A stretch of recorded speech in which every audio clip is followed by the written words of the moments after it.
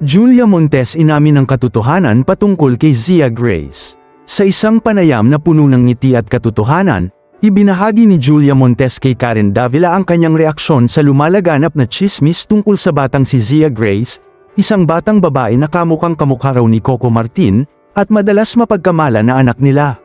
Yun kay Julia, nakikita rin niya ang mga usap-usapan sa social media, lalo na't paulit-ulit itong lumilitaw sa mga comments at pictures. At aminado siyang natawa at natuwa siya sa pagkukumpara, lalo na't napakabibo ng bata at talagang may pagkakahawig nga kay Coco. Sa mga nakapanood ng interview, makikita ang natural na tawa ni Julia habang sinasabi niyang, "Oo, nakikita ko yung balita na anak daw namin si Zia Grace. Banibiro na nga namin siya kapag nagkikita kami. Ngunit agad din niyang nilinaw, hindi po namin siya anak. May mga magulang po siya, at masaya siya sa kanila." Sa kabila ng mga chismis, wala namang sama ng loob si Julia bagkus masaya siya na iniidolo siya at si Coco ng bata. Para kay Julia, isang malaking bagay ang ma-inspire ang mga kabataan sa kanilang mga proyekto, lalo na kung nagdudulot ito ng tuwa.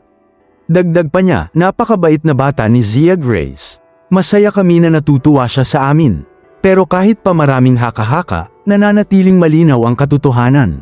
Hindi anak nina Julia at Coco si Zia Grace, at malinaw ito sa kanila.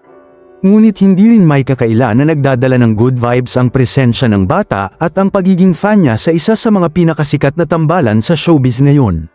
Sa huli, isa lang ang malinaw masaya si Julia Montes para kay Zia Grace. Hindi man sila magkadugo, may respeto, kasayahan, at koneksyon silang dalawa na sa mata ng mga tagahanga, sapat na para kiligin at ngumiti. Samantala, gustong makatrabaho ni Zia si Coco in the future katulad ng kay Julia.